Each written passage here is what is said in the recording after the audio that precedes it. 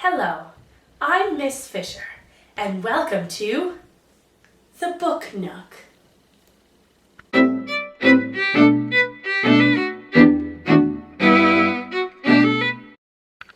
I am the author of this lovely book. Its title is Incarceron. I'm going to be telling you all about my lovely book today. I'll now tell you about some of the main characters in my book. So, we have two main characters in this book. The first is Claudia. She's a female, and she is the daughter of the warden of Incarceron. She lives outside the prison, but is rebellious and wants to choose her own life. In chapter 16, page 204, Finn notices her face was clean and clear, her hair shone. She wore a dress of some lustrous silk and a pearl necklace that would be worth a fortune if the buyer could ever be rich enough. Our second main character is Finn, aka Giles. He is male and heir to the throne of the kingdom, although he does not know it at the start of the book. He is a thief and fighter inside Incarceron. His memory was wiped when he entered the prison, but he is known as a starseer, which means he has visions. In chapter 16, page 204, Claudia notices he was very tall and very thin. His face famished and anxious. His hair was lank and long, tied back in a knot of string, and his clothes were the drabbest she'd ever seen.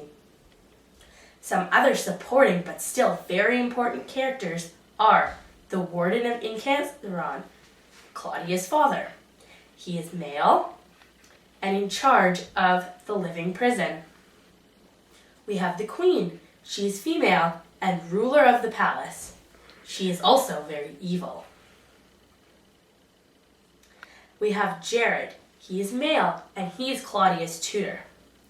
Kiro is also male and he is Finn's half-brother. He is inside Incarceron. Gildus is male and a healer and sorcerer inside Incarceron, and Adia is female and one of Finn's travel companions while in the living prison.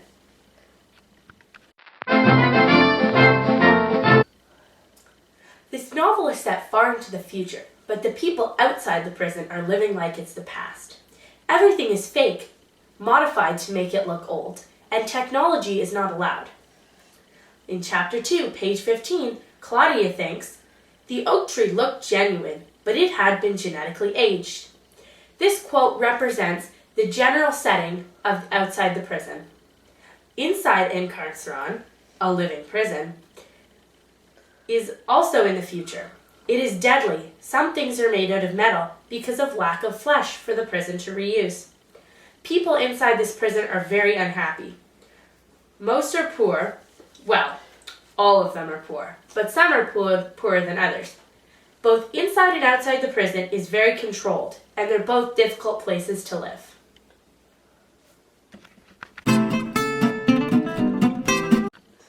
The main conflict in this novel is that the heir to the throne is trapped inside Incarceron, and Claudia is being forced into a terrible marriage.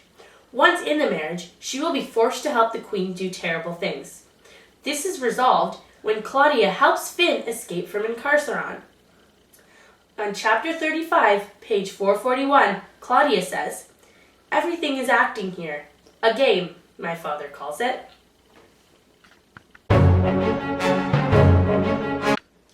The crisis in this novel is that the warden discovers that Claudia has the key and demands that she gives it back.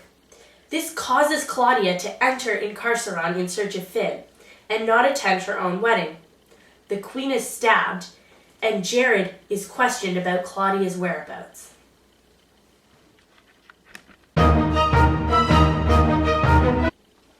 The climax of this novel is when Claudia enters Incarceron and searches for Finn and his friends. Once she finds them, the reader isn't sure whether he will leave with Claudia or not, and whether his friends will make it out alive.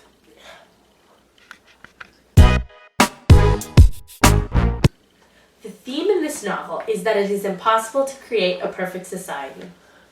This appears in the novel because of how Incarceron is created. The sapiens tried to create a perfect society by balancing everything out. The people in the outside world were told that it was paradise, but really, everything deteriorated quickly. People will always be greedy and always want to rule each other. They will never be content to be ordinary and will always try and find a way to be superior to others. Chapter 16, page 205, Jared says, he said softly, "It seems Incarceron is no paradise then." And he was right.